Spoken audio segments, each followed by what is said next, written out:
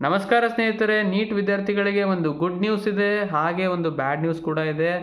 ಏನಪ್ಪ ಅಂತ ಅಂದರೆ ನೋಡಿ, ಗುಡ್ ನ್ಯೂಸ್ ಏನಪ್ಪ ಅಂದರೆ ನಿಮಗೆ ತುಂಬ ದಿವಸ ಆಗಿತ್ತು ಮಾಕ್ ರಿಸಲ್ಟ್ ಬಿಟ್ಟು. ಇಷ್ಟೊತ್ತು ದಿವಸ ಆದರೂ ಇನ್ನೂ ಫೈನಲ್ ರಿಸಲ್ಟ್ ಬರ್ತಿದ್ದಿರಲಿಲ್ಲ. ಬಟ್ ಇವಾಗ ಈ ಒಂದು ಟೈಮಲ್ಲಿ ನಿಮಗೆ ಪ್ರಾವಿಷನಲ್ ರಿಸಲ್ಟ್ ಬಿಟ್ಟಿದ್ದಾರೆ. ಸೊ ಇನ್ನೂ ಕೂಡ ನೀವು ಪ್ರಾವಿಷನಲ್ ರಿಸಲ್ಟ್ ನೋಡಿಲ್ಲ ಅಂದರೆ ನೋಡ್ಕೊಬಂದು ಈ ವಿಡಿಯೋನ ಮತ್ತೆ ನೋಡಿ. ಏನಪ್ಪ ಅಂದರೆ ಪ್ರಾವಿಷನಲ್ ರಿಸಲ್ಟಲ್ಲಿ ತುಂಬ ಜನ ಸ್ಟೂಡೆಂಟ್ಸ್ಗಳಿಗೆ ಅವರಿಗೆ ಮಾಕ್ ರಿಸಲ್ಟಲ್ಲಿ ಏನು ಸಿಕ್ಕಿತ್ತೋ ಕಾಲೇಜು ಅದೇ ಸಿಕ್ಕಿರ್ಬೋದು. ಬಟ್ ಬಾರ್ಡರ್ ಲೈನಲ್ಲಿ ಏನಿದ್ರು ತುಂಬ ಜನ ಸ್ಟೂಡೆಂಟ್ಗಳು ಆ ಕಾಲೇಜಿನ ಕಟ್ ಆಫ್ ಬಾರ್ಡ್ರಲ್ಲಿ ಇರ್ತಾರೆ. ಸೊ ಅವರಿಗೆ ಕಾಲೇಜ್ಗಳು ತುಂಬ ಡಿಫ್ರೆಂಟು ಕೂಡ ಬಂದಿರ್ಬೋದು. ಸೊ ಸ್ವಲ್ಪ ಮಟ್ಟಿಗೆ ಏನಪ್ಪ ಅಂದರೆ ಕಟ್ ಆಫು ಹೈ ಹೋಗಿರೋದು ನಿಜ. ಯಾಕಂದರೆ ಮಾಕ್ ರಿಸಲ್ಟಲ್ಲಿ ಲೆಟ್ಸೇ ಒಂದು 92,000 ರ್ಯಾಂಕಿಂಗ್ ನಿಮ್ಮ ಒಂದು ಕಾಲೇಜಿನ ಕಟ್ ಆಫ್ ಅಂತ ಅಂದ್ಕೊಂಡ್ರೆ, ಈಗ ಭಾಳ ಡಿಫ್ರೆನ್ಸ್ ಇಲ್ಲ. ಬಟ್ ಒಂದು 91,800 ಅನ್ಬೋದು. ಅಂದರೆ ಒಂದು 200-300 ರ್ಯಾಂಕ್ ಏನಪ್ಪ ಅಂದರೆ ನಿಮಗೆ ಚೇಂಜಸ್ ಕಾಣ್ತಾ ಇದೆ. ಬಟ್ ನೀವು ತಲೆ ಕೆಡಿಸ್ಕೊಳ್ಳೋ ಅವಶ್ಯಕತೆ ಇಲ್ಲ. ಫಸ್ಟ್ ರೌಂಡಲ್ಲಿ ಸಿಕ್ಕಿರುವಂತಹ ಕಾಲೇಜು ಎಷ್ಟೇ ಅಂದರೂ ತುಂಬ ಜನ ಅಪ್ಗ್ರೇಡ್ ಮಾಡ್ಕೊಳ್ತೀರಾ. ಸ್ಯಾಟಿಸ್ಫೈ ಇರುತ್ತೆ ತುಂಬ ಜನರಿಗೆ. ಅವರು ಏನಪ್ಪ ಅಂದರೆ ನೀವು ಅಡ್ಮಿಷನ್ ಮಾಡಿಸ್ಕೊಳ್ತೀರಾ. ಸೊ ನಾನು ಈ ಹಿಂದಿನ ವೀಡಿಯೋದಲ್ಲಿ ಎಲ್ಲ ಡಾಕ್ಯುಮೆಂಟ್ಗಳು ಏನೇನು ಬೇಕೋ ಅದನ್ನೆಲ್ಲ ಹೇಳಿದ್ದೀನಿ. ಸೊ ಯಾರೆಲ್ಲ ಅಡ್ಮಿಷನ್ ಮಾಡಿಸ್ಕೊಳ್ಬೇಕಂತ ಇದ್ದೀರೋ ಅಥವಾ ನಿಮಗೆ ಸ್ಯಾಟಿಸ್ಫೈ ಇರುತ್ತೋ ಕಾಲೇಜ್ ಬಗ್ಗೆ, ಸೊ ಅವರೆಲ್ಲರೂ ಕೂಡ ಡಾಕ್ಯುಮೆಂಟ್ಗಳನ್ನು ರೆಡಿ ಮಾಡಿಟ್ಕೊಳ್ಳಿ.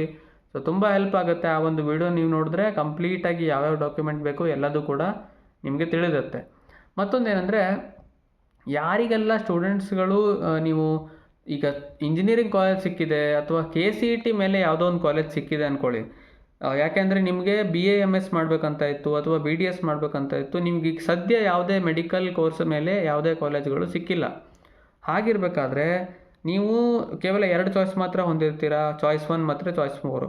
ಸೊ ನೀವು ಏನು ಮಾಡಬೇಕಂದ್ರೆ, ಒಂದು ನೀವು ಅಡ್ಮಿಷನ್ ತೊಗೊಳ್ಬೋದು ಯಾವ್ದು ಕಾಲೇಜ್ ಸಿಕ್ಕಿರುತ್ತೋ ಅದರಲ್ಲಿ. ಬಟ್ ನಾನು ಹೇಳೋದೇನೆಂದರೆ, ಈಗ ನಿಮಗೆ ಒಂದೊಳ್ಳೆ ಚಾನ್ಸ್ ಕೊಟ್ಟಿದ್ದಾರೆ. ಪ್ರಸನ್ನ ಸರ್ ಒಂದು ವಿಡಿಯೋದಲ್ಲಿ ಹೇಳಿದ್ದಾರೆ ಕೂಡ. ಏನಪ್ಪ ಅಂದರೆ, ನೀವು ಸುಮ್ಮನೆ ನಿಮ್ಗೆ ನೀಟ್ ಮೇಲೆ ಹೋಗಬೇಕನ್ನೋ ಇಷ್ಟ ಇದ್ದಾಗ ಅಡ್ಮಿಷನ್ ಮಾಡಿಸ್ಕೊಳ್ಬೇಕು ಅನ್ನೋಂತಹ ಒಂದು ಇದಿಲ್ಲ. ನಿಮಗೆ BAMS ಮಾಡಬೇಕಂತ ಇದೆ ಅಂದ್ಕೊಳ್ಳಿ, ನಿಮಗೆ ಇಂಜಿನಿಯರಿಂಗ್ ಕಾಲೇಜ್ ಬೇಡವೇ ಬೇಡ. ಆ್ಯಸ್ ಅ ಬ್ಯಾಕಪ್ ಆ್ಯಕ್ಚುಲಿ ಹೇಳಬೇಕಂದ್ರೆ ನೀವು ಇಟ್ಕೊಳ್ಳೋವಂಥದ್ದು ಒಳ್ಳೆಯದು. ಬಟ್ ನಿಮಗೆ ತುಂಬ ಆ್ಯಂಬಿಷನ್ ಇದೆ ಮತ್ತು BAMS ಸಿಗುತ್ತೆ ನಮಗೆ ಪಕ್ಕ ಅನ್ನೋದಿದ್ದಾಗ, ನೀವು ಚಾಯ್ಸ್ 4ನ ಸೆಲೆಕ್ಟ್ ಮಾಡ್ಕೊಂಡು ಬಂದು ಎಕ್ಸಿಟ್ ಆಗಿ ನಂತರ ಏನಪ್ಪ ಅಂದರೆ ಮತ್ತೆ ನ್ಯೂಲಿ ರಿಜಿಸ್ಟರ್ ಮಾಡಿಕೊಂಡು 750 ರೂಪಾಯಿ ಕೊಟ್ಟು ಫ್ರೆಶ್ಲಿ ನಿಮ್ಮ BAMS ಕಾಲೇಜ್ ಆಗಷ್ಟೇ ಬಂದಿರುತ್ತೆ ಸೆಕೆಂಡ್ ರೌಂಡಲ್ಲಿ. ಸೊ ನೀವು ಆ್ಯಡ್ ಮಾಡ್ಕೊಳ್ಬೋದು. ಇದು ಒಂದು ಚಾನ್ಸ್ ಇದೆ. ಇಲ್ಲ ಅಂದರೆ ನೀವು ಚಾಯ್ಸ್ 1ನ್ನು ನೀವು ಸೆಲೆಕ್ಟ್ ಮಾಡಿಕೊಂಡು ಅಡ್ಮಿಷನ್ ತೊಗೊಂಡು ನಂತರ ನೆಕ್ಸ್ಟ್ ರೌಂಡಲ್ಲಿ ಪಾರ್ಟಿಸಿಪೇಟ್ ಮಾಡ್ಬೋದು. ಸೊ ಇವೆರಡು ಚಾಯ್ಸನ್ನು ನೆನ್ಪಿಟ್ಕೊಳ್ಳಿ. ನಂತರ ನಾನು ಹೇಳೋದೇನೆಂದರೆ, ಯಾರಿಗೆಲ್ಲ ಈಗ ಕಾಲೇಜ್ಗಳು ಸಿಕ್ಕಿದಾವೋ ಟಾಪರ್ಸ್ಗಳಲ್ಲಿ ನೀವು MCCದಲ್ಲೂ ಕೂಡ ನಿಮಗೆ ರಿಸಲ್ಟ್ ಬಂದಿದೆ. ಸೊ ತುಂಬ ಜನ ಟಾಪರ್ಸ್ಗಳಲ್ಲಿ ನನ್ನ ಮನವಿ ಏನಂದರೆ, ದಯವಿಟ್ಟು ನೀವು MCCದಲ್ಲಿ ನಿಮಗೇನು ಕಾಲೇಜ್ ಸಿಕ್ಕಿದೆಯೋ ನಿಮಗೆ ಸ್ಯಾಟಿಸ್ಫೈ ಇದೆ ಅಂದರೆ ದಯವಿಟ್ಟು ಆ ಮೂಲಕ ಹೋಗಿ. KA ಮೂಲಕ ನೀವು ಹೋಗೋದನ್ನು ನೀವು ಅಲ್ಲಿಂದ ಹೋದರೆ ಕಾಲೇಜಂತೂ ಸೇಮೇ ಇರುತ್ತೆ, ಡಿಫ್ರೆನ್ಸ್ ಇರಲ್ಲ. ಆದರೆ ನೀವು ಎಷ್ಟೋ ಜನರಿಗೆ ಇಲ್ಲಿ ಹೆಲ್ಪ್ ಮಾಡ್ತಾ ಇರೋದು ಗೊತ್ತಾಗುತ್ತೆ. ತುಂಬ ಜನ ಕರ್ನಾಟಕದ ಸ್ಟೂಡೆಂಟ್ಸ್ಗಳಿಗೆ ನಿಮ್ಮಿಂದ ಒಂದು ಹೆಲ್ಪ್ ಆಗುತ್ತೆ ಅಂತ ಹೇಳ್ತಾ, ದಯವಿಟ್ಟು ಆ ಒಂದು ಹೆಲ್ಪನ್ನು ಎಲ್ಲರಿಗೂ ಕೂಡ ಮಾಡಿ. ನೀವು ಒಳ್ಳೆ ರ್ಯಾಂಕನ್ನು ತಗೊಂಡಿದ್ದೀರಾ, ಅದೇ ರೀತಿ ನಿಮಗೆ ಒಳ್ಳೆ ಮನಸ್ಸು ಕೂಡ ಇದೆ ಅಂತ ನಾವೆಲ್ಲ ಭಾವಿಸ್ತೀವಿ.